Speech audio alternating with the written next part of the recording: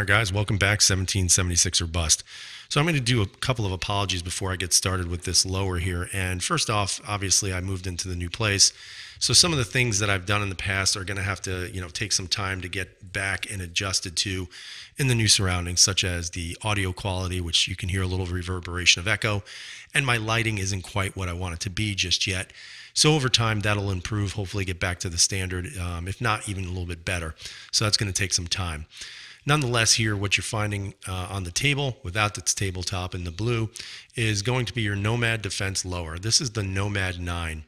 Now, there are some things that are included on this that you see here that are not actually included with the Nomad 9 Lower.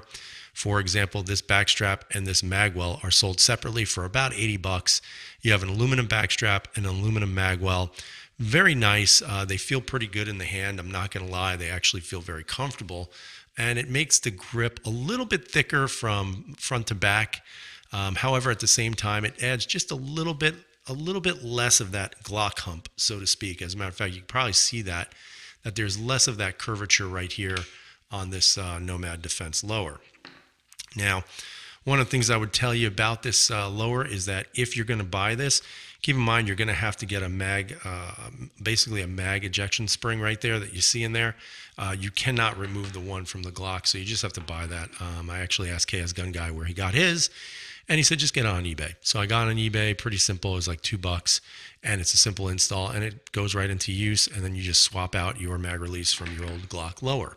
So keep that in mind. If you buy this, you're going to have to get that spring because it's not included with the lower. Basically, what is included are 3 polymer backstraps. One is a little bit flat. The other one's got a little bit of a mild hump, very similar to this one that you see in front of you. And then the third one is a little bit more rounded, which would be more like a Glock grip angle. Because I have this here, I put this on. It's actually a little bit less of a hump in the back. It's still not perfectly flat, like let's say a 1911 angle or like a Smith & Wesson M&P, but it's actually very comfortable, very manageable, at least for my hands.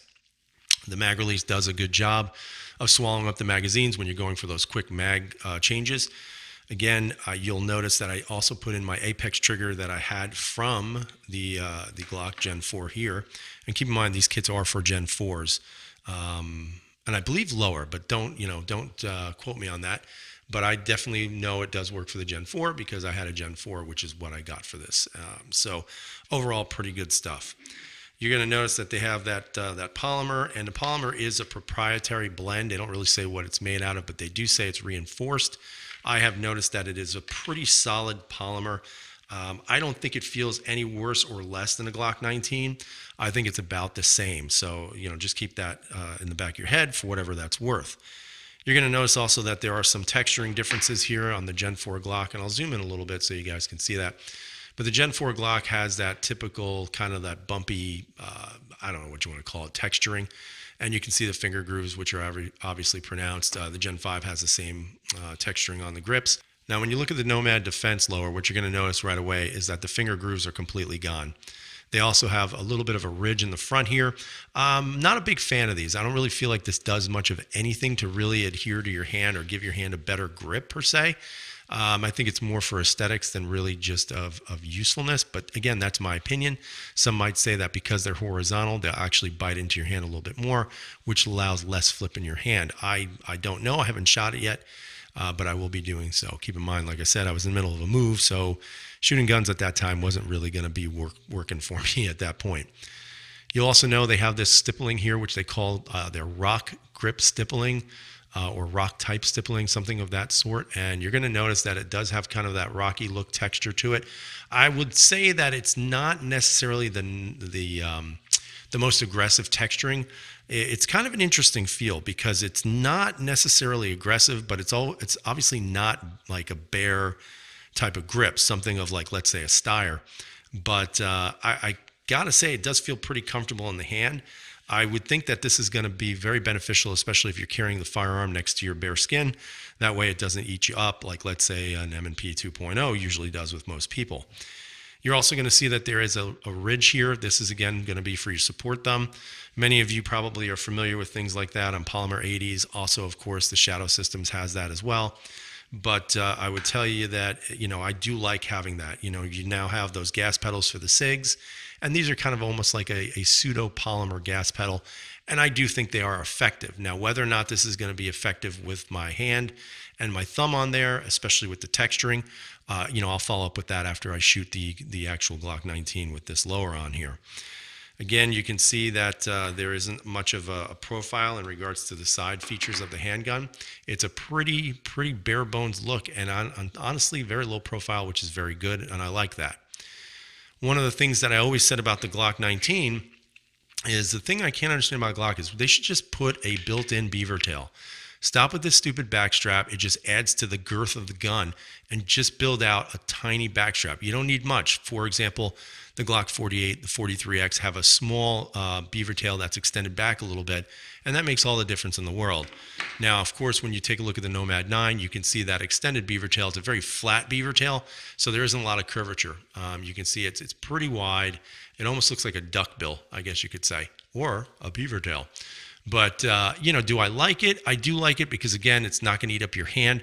One of the things I wish they'd consider doing is maybe thinning it out a little bit on the sides here, maybe making it a little bit more streamlined so it's not so big.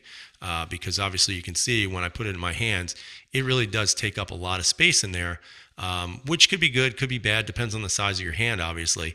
But if they just kind of trim this down a little bit more, I feel like I'd get a little bit better of a bite back there. But again, I have to wait till I shoot it to really assess that correctly. And other than that, I mean, everything in here that you see came right out of my Glock. It's just basically a lower that's completely stripped, and some minor modifications have been done. You can see there's a little bit of an undercut here. Again, my only gripe would be maybe to extend it a little bit, but I don't think they'd be able to, because what I did notice about this is that comparing it to a Glock trigger or trigger guard here, you're going to notice that it is much more rounded off. The Glock is very square, which is what a surprise. But you're going to notice that this is a little bit more rounded off. And it's kind of interesting because when I started looking at this gun, and I don't have any of my Steyrs left, guys. I know that's disappointing, but I've been waiting forever for an M9A2. It would be nice if they got out here, but they haven't. But one of the things I would tell you right away is that in regards to this trigger guard, it is rounded a lot, and it does remind me a lot of the way the Steyr felt in my hand, so that instead of having this straight part here, you're able to really cup your hand in tight there and get a very good grip on that gun. So I think that's very good. Now, of course, the functionality, here's my Glock Gen 4 slide. I'm going to pop it right on there. No issues, goes right on, no issues at all. Locks in place, does it lock back? Of course it does.